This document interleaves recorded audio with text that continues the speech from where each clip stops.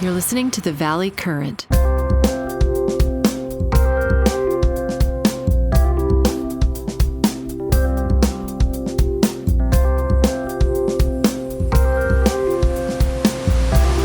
Tom, you okay? Yeah, I'm all right here. You look loud and clear. It's great. Thank you. I just see your high school picture there. Oh, thank you for being flexible, and That's quite all right. appreciate it. That's quite all right. So, Yes. for those who don't know, Tom Casey has been on the show before, and he does a number of books, and he's finishing one soon that we're going to spend some time talking about because he studies leadership and what makes leadership work and what makes it fail. And that's a big topic because we sorely need more and better leaders globally. And we talk often about how there isn't really a training ground, except if you say, well, join the Army, join the Navy, join the Marines. You'll get some leadership training if you're up for it. And that's what you did because you also are a colonel in the Army, right? If I'm remembering it right? Yeah, the Army Reserve, right. I'm retired, but yes. I mean, that's so cool because I bet you have lots of war stories to tell, but we won't focus on that. Let's focus on the book and tell us what brought it about. Well, listen, thank you so much for having me back. I really appreciate it. Let me just kind of set the context here, Jack, because we talked and we've been talking about the evolution of leadership since we met back at the Modern Elder Academy in 2023. Right. And just to kind of reset here, Discussion Partners at its core is a research advisory firm. We look at leadership, translate those insights and lessons learned to our clients in conversations. That's essentially our model. Mm-hmm. During COVID, we began a process now that is finishing after 5 years. And during COVID, we were essentially asking people, when this is over, what are the behaviors that you want to see leaders exhibit that you don't see a lot of now? Okay, now that we seem to have survived this mess, what are those behaviors? And unambiguous, there were 4. The top one was empathy. The second one was transparency. The third was accountability. And the fourth was collaboration. You and I have talked in the past about the importance of collaboration and empathy. All right.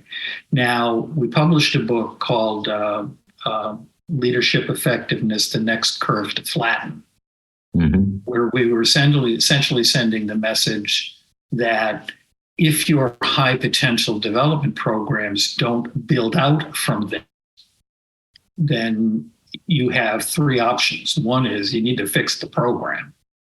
Second is to think about really, are you training the right leaders? Okay. So that was the book that came out late 2021 that was really driven by COVID. Mm-hmm. We continued the research going in 2022 without ever any expectation we were going to write another book. Mm-hmm. Candidly, that one that I just mentioned was my 6th. I thought the world had heard enough from me. Mm-hmm. And we began doing research because of coming out in 2022, when you looked at the geopolitical situation overall and you looked at the situation here in the United States, it was borderline ugly. It was borderline, chaotic. And frankly, it just wasn't anything that people were feeling hopeful or optimistic about. Whether or not they were worried about the U.S. going into a recession, you were just consumed by the news of the rhetoric and et cetera, that, it just wasn't really good. So we decided, okay, well, what the hell? Let's start asking people questions about just that. Mm-hmm. So we posed a research question that over for 18 months, it was just one question. In order from 1 to 5, what are the most reprehensible behaviors that you're observing among leaders? Mm-hmm. And it was unambiguous. We stopped the collection of data at the number 1,860, and I'll revert back to that in a minute. Mm-hmm. But what essentially is the top 5 were hypocrisy, bias, expediency, and aggression. Mm-hmm. Okay, all of those were in excess 1,400 responses out of the 1,800. Mm-hmm. Okay. One of them, hypocrisy, was pretty close to 1,800. Wow. All right.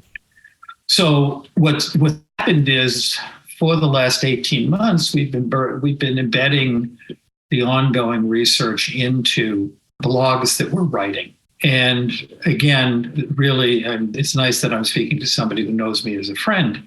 Mm-hmm. When I say that I'm really not interested in writing another book, I'm really not interested in writing it. But I was sitting with my computer in my lab and watching the Celtics first play Indiana, and then in the culmination coming from Boston of the high point. Mm-hmm. The Celtics returned to dominance. Mm-hmm. And I realized that given everything that's going on, how people responded to those questions is something that we really should share. Right. Thus the book.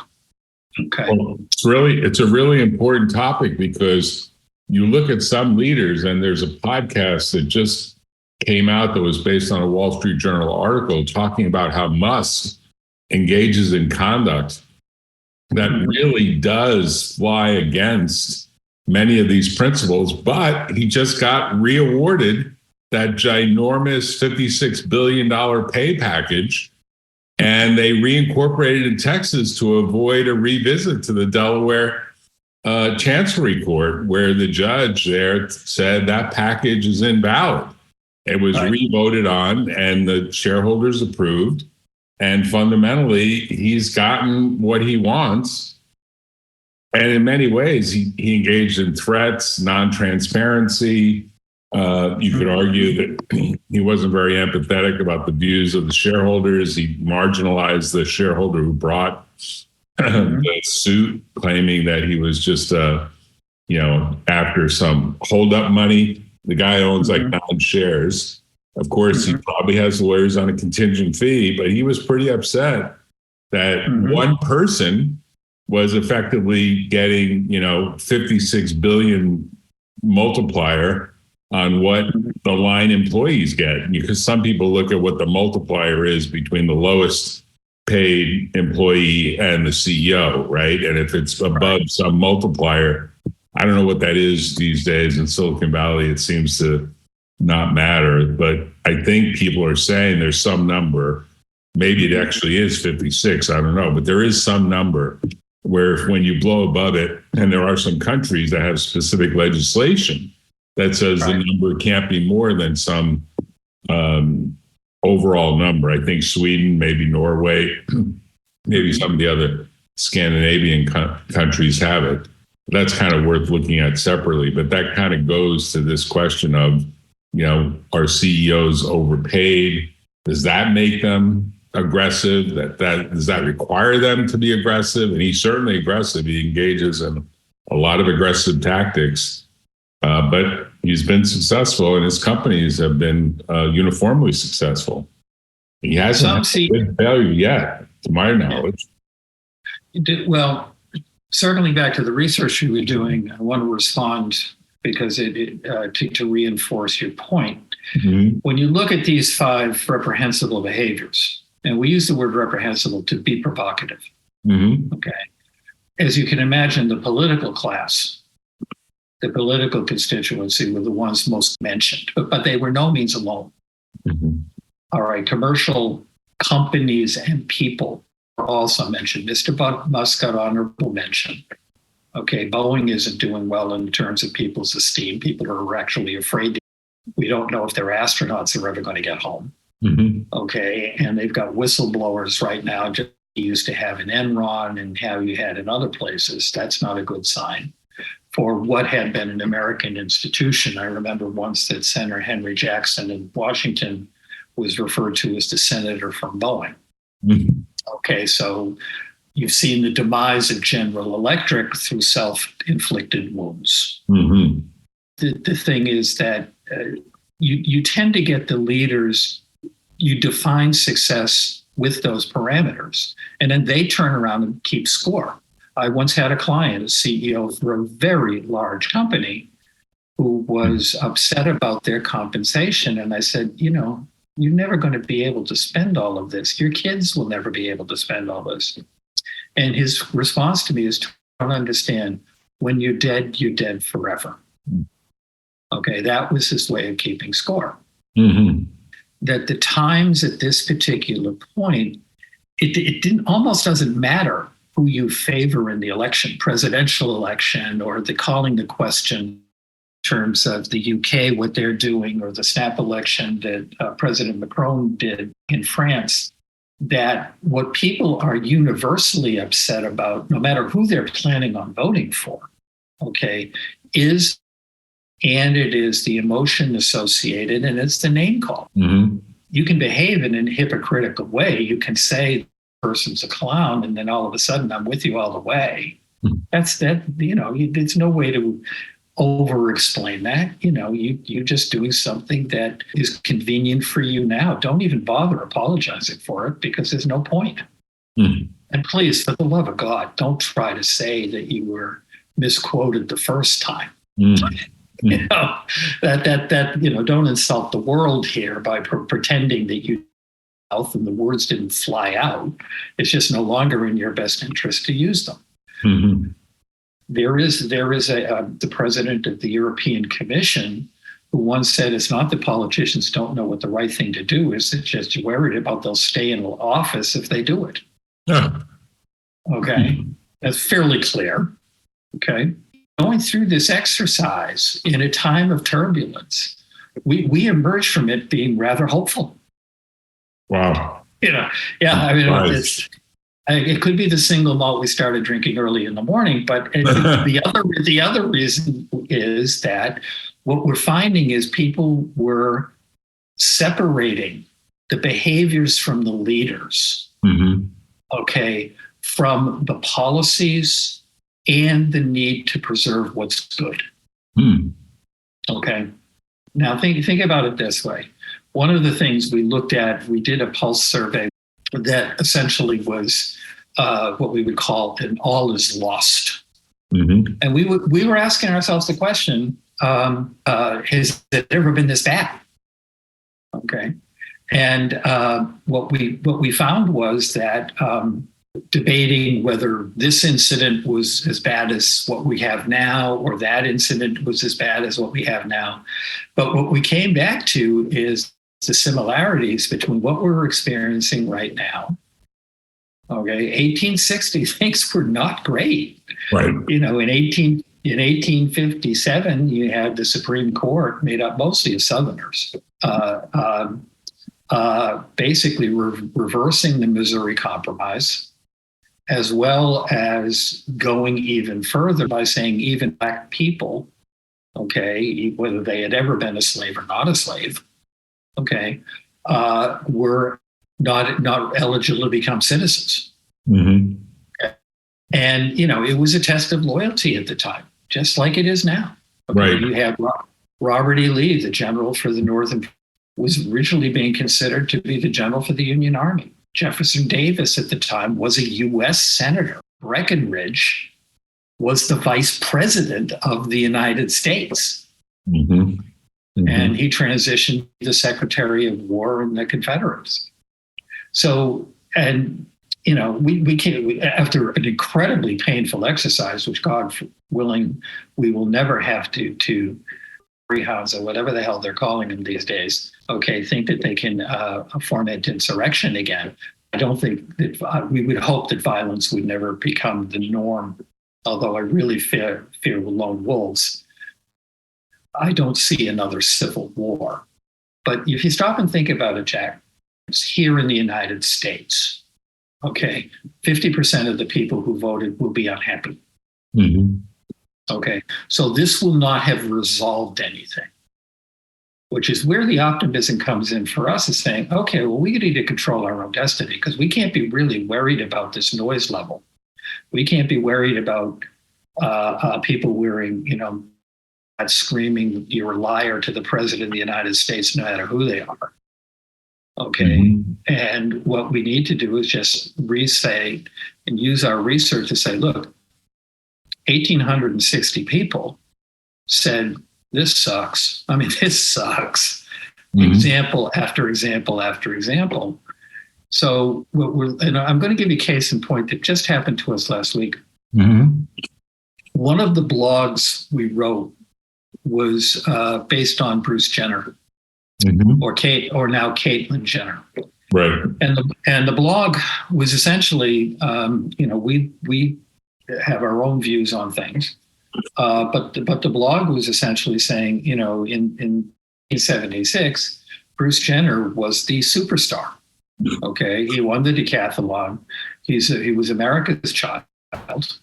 Thought the world of the man correctly. Okay, you don't win the decathlon like he did unless you can demonstrate an awful lot of courage and discipline. He was on every box of Wheaties. Did a couple of movie stints, Saturday mm-hmm. Night Live. He was the guy. He was. Right? He was. And in 2015, he comes out changing his name and comes out basically saying that his sexual identity is no longer that of Bruce Jenner, is now Caitlyn Jenner. Mm-hmm. And your first reaction, okay, particularly as a mid-70s baby boomer like me, who's never been all that comfortable with it, saying, geez, what's going on?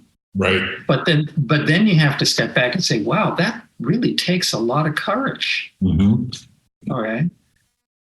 Totally coincidental, was attending a play by a transgender person who was in Boston at the American Repertory Theater, Becoming a Man, Becoming a Man, where this person had been a woman, was married to another woman, got a sex change operation, and it was, how do they navigate their marriage? Right.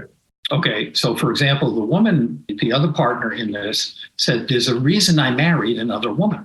And what after the play, it happens in a lot of places, is that the actors and the authors, including people in the audience who were experiencing it, had a session, and I was hearing about the number of people's journey into becoming transgender.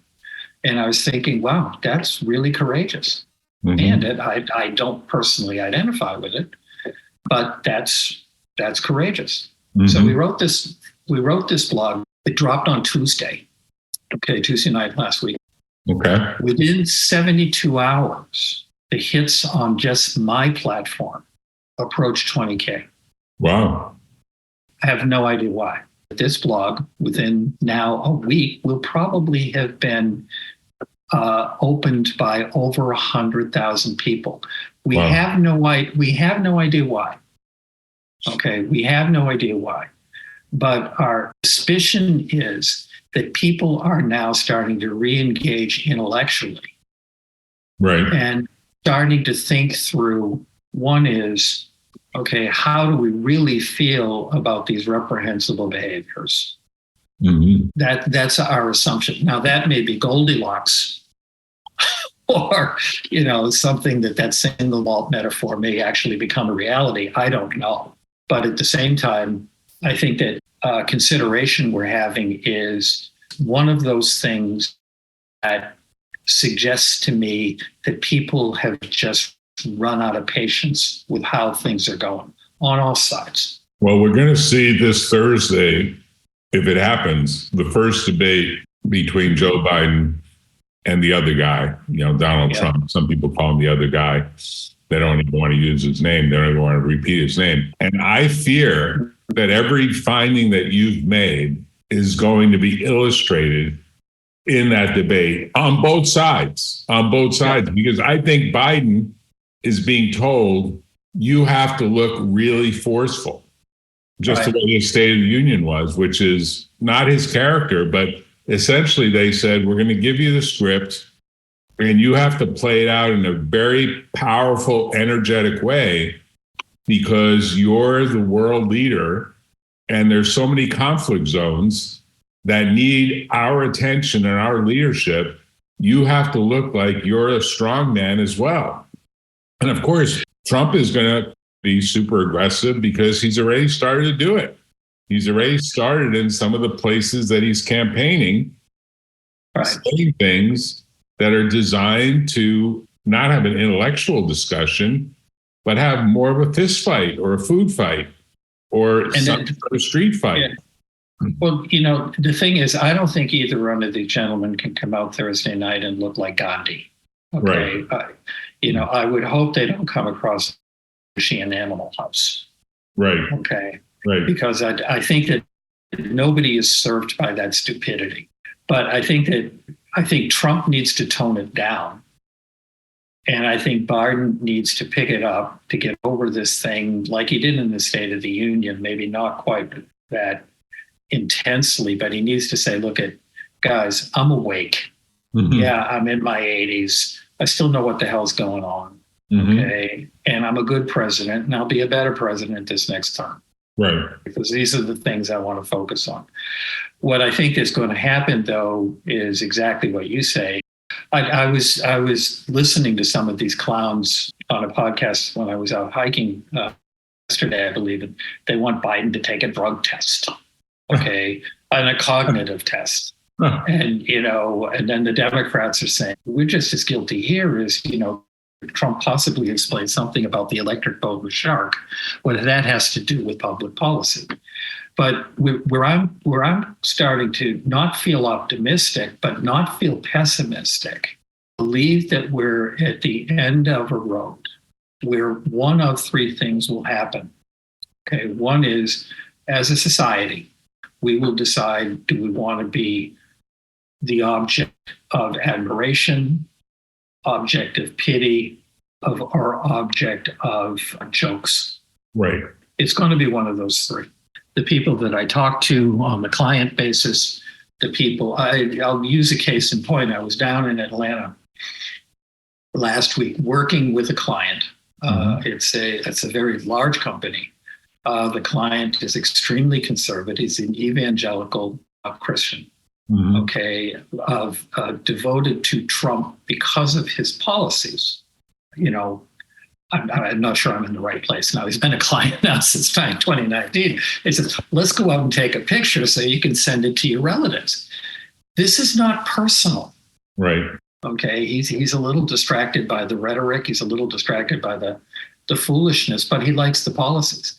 I don't like the guy because of the guy, but I don't like the policies even more. Right. Okay. I saw Nancy Pelosi interviewed last night and she choked up. He's not back yet. Right? Mm-hmm. He's not back yet.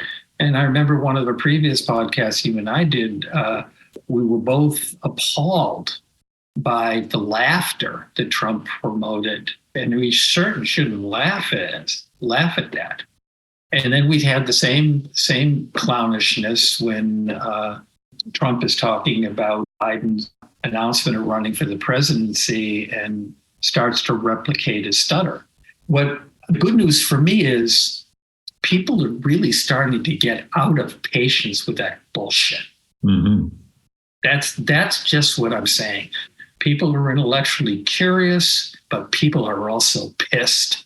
I think there's kind of a weird trichotomy that goes like this. I mean, I agree with everything you're saying, but I want to put a lens on it that says there are people that look at the presidency as this is someone that's got to go up against strongmen like Putin, like Kim in North Korea.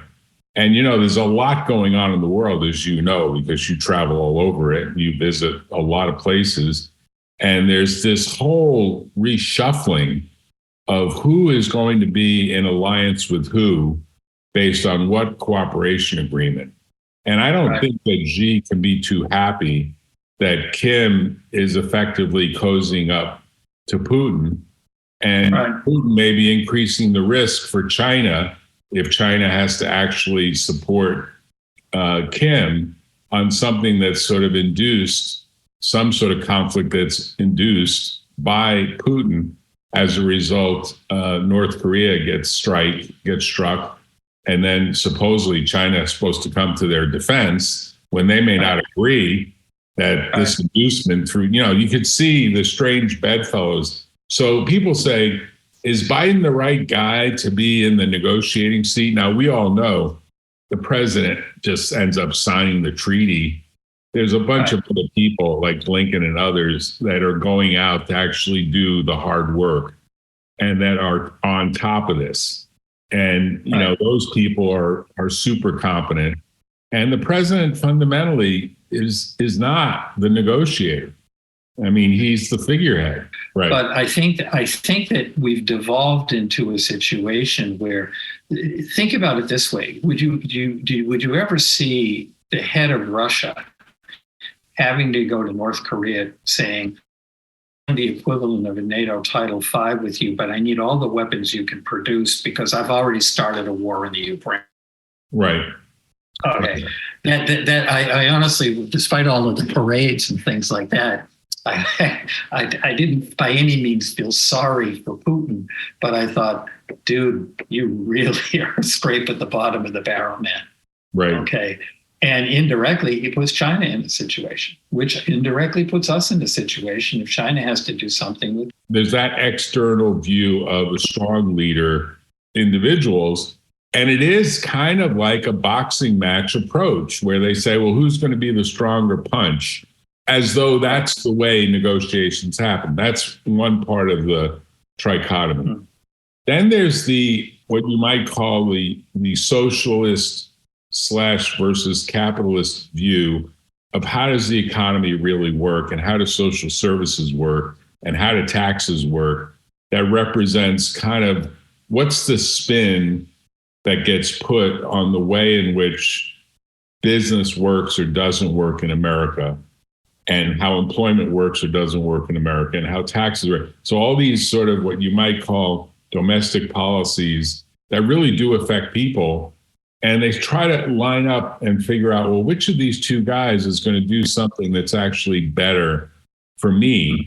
And of course, people that own businesses feel that Trump will be more supportive of their views, and people that work for those businesses. But I have to tell you, the reason I brought this up is Trump is running ads that tell the workers he's going to make sure there's no tax on tips. He's got billboards that say no tax on tips with Trump.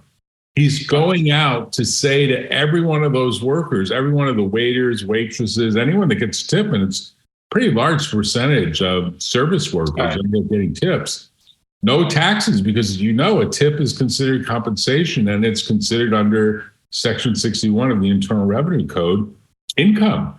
That's taxable. Now, maybe if it's in cash, people sort of misrepresent or omit it or lie about it. So there's that other leg to the three-legged stool.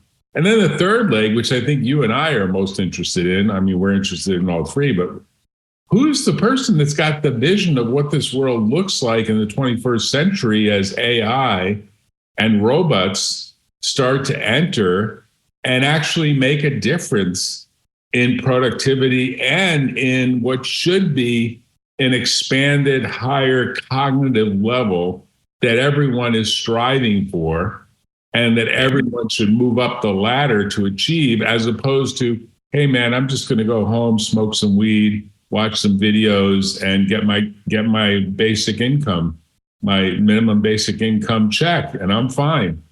So long as that's above a number and it covers my rent stabilized rent in whatever apartment that has rent stabilization, like in New York City, a lot of apartments still do. I mean, basically that's the third piece. And I have to tell you, I'm not super impressed with any of the candidates, any of them, on expressing a vision for what is going to be probably the biggest transformative decade or two that we're going to face if we're lucky enough to live long enough to see it, because the robotic stuff is dramatically increasing. The AI is super exponentially increasing. And there are workers that are getting displaced in a variety of ways, and they see it and they fear it. And I want to tell one story without revealing any names. Just this is, I got a call and I did a new client interview with an individual who will remain nameless, but that person, I won't even say what their gender was, had a very senior position at a college or university, very senior position in what you might say is management. And there is a genuine worry that there is going to be a major reduction in what number of administrators actually manage the teachers. And they had come up with an idea for building essentially a new business.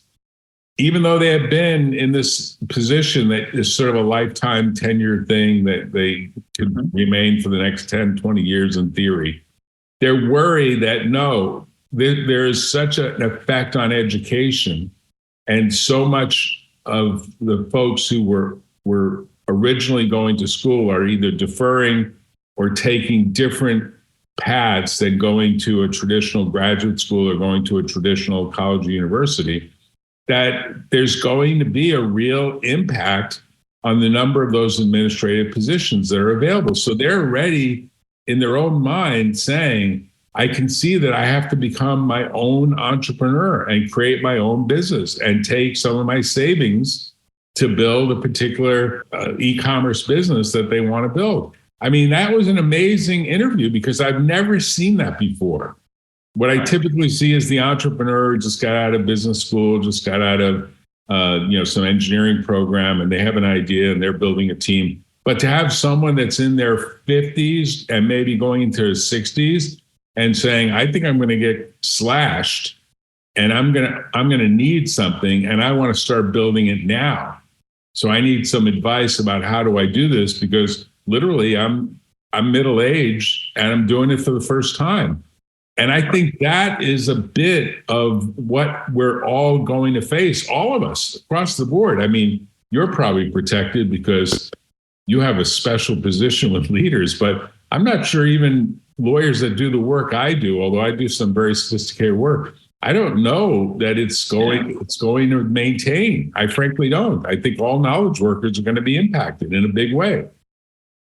I founded this business Discussion Partners at 58. Right. Okay. At the beginning of a global recession, right. Going through an ugly divorce, had no money, and my backup was a night manager at a pottery barn. Yeah. So do better than that. No, I filled out the application. That was my plan B. The business is successful because I and my colleagues, we are always reinventing ourselves. Right. Okay. In terms of coming out of COVID, is we're heavier reliance on Zoom than we are on showing up. That's significantly less money. Right. But it's also less travel. Right. And frankly, it helps us retain clients because they get, still 2 hours with somebody who they already know, and they don't have to worry about paying expenses. So there's this constant reinvention.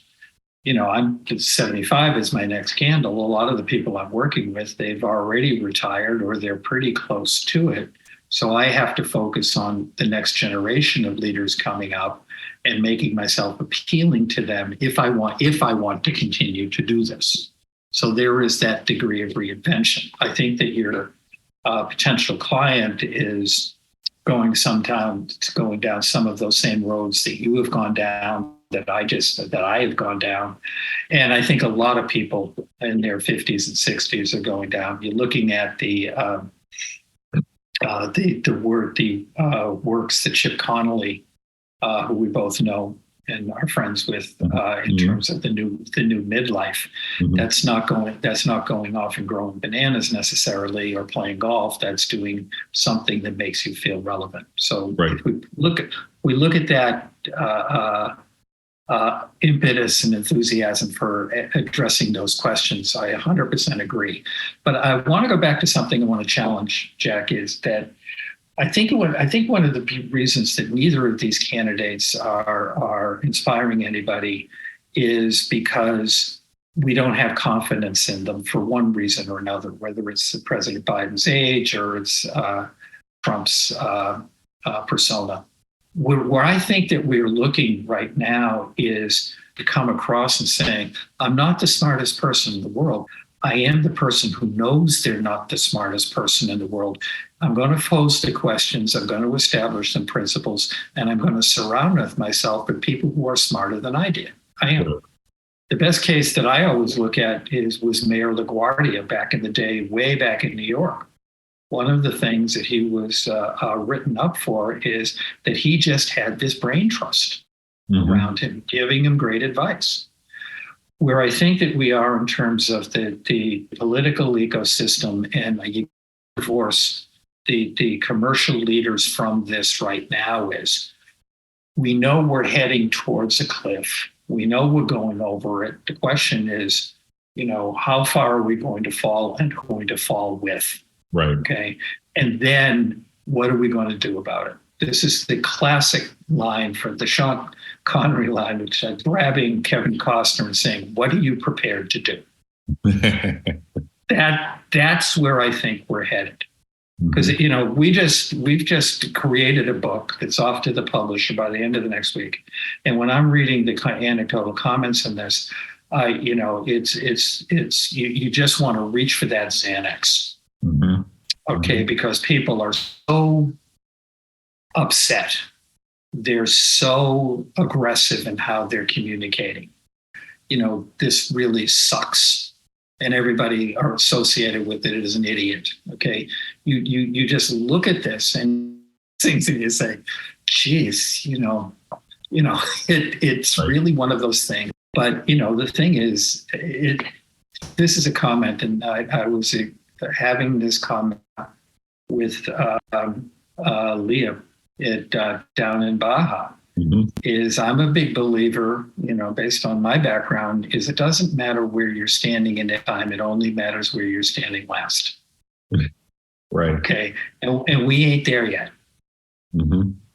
We ain't there. I just, and I've seen nothing that would give me cause for optimism other than I think we've exhausted ourselves with the negativity and people are pissed. And people are just basically going to be more demanding of their leaders, and the leaders better put up or get the Christ out of the way. Right. Well, I wish that you were actually the leadership guru for both Biden and Trump, because I think you would act as a mediator and explain to them what all your research has shown. And maybe you would get through to them, although I can't imagine that anyone could get through to the teams of handlers that are around these people, then actually have a word to say to them. Even the Pope, I think, would have a hard time having a meeting with all three of them in one room at one time. You know what I'm saying? I mean, maybe that's in the cards for the future, but I don't see it happening. One of the things I admire about President Biden is he surrounds himself with historians, and he does meet with them. Yeah. Okay. John Beach, Michael Beschloss, the gentleman from Princeton, who's Eddie, a whole group of historians, and meet them. And it's not a how'd you like a cup of coffee? It is what's going on. Is there any precedent for this, et cetera?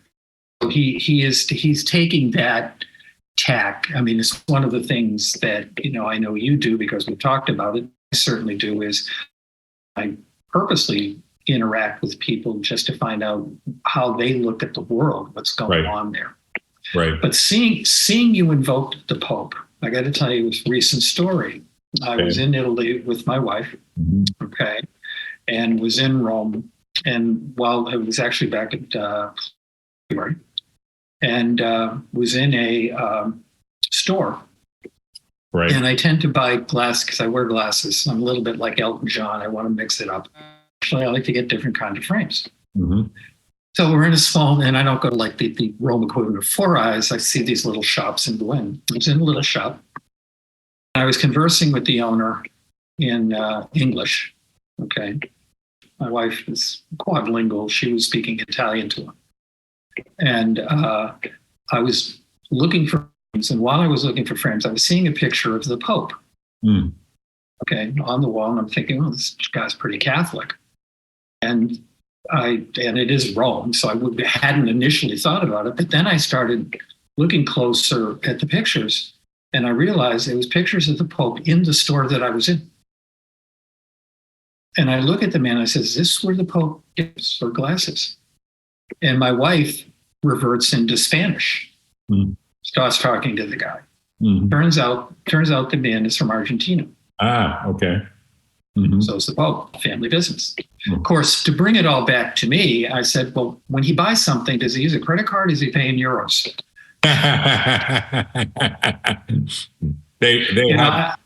They have people that just handle it in the background for him. I'm sure he doesn't touch money. Oh, he was there checking it out. He was there checking it out. Wow. But just circling back to the says we're months away from nothing but chaos in the tweet.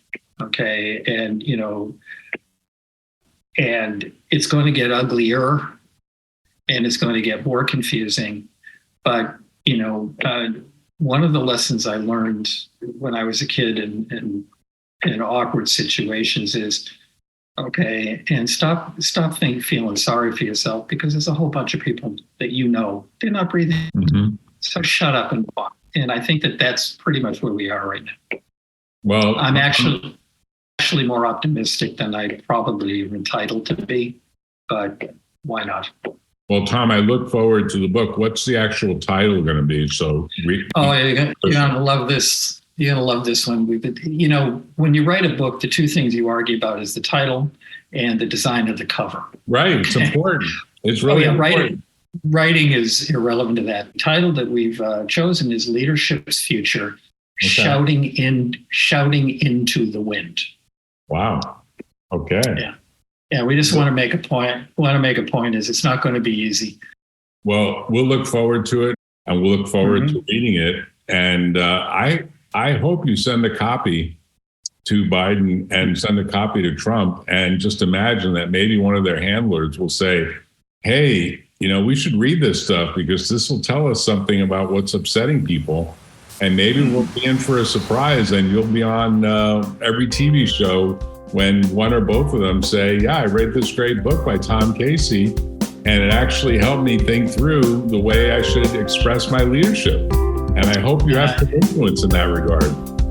And I can wear those glasses frames that I bought in the same store the Pope was. That's right. Hey, thanks, Tom. Take care. Thanks for being flexible. I appreciate it. Bye-bye.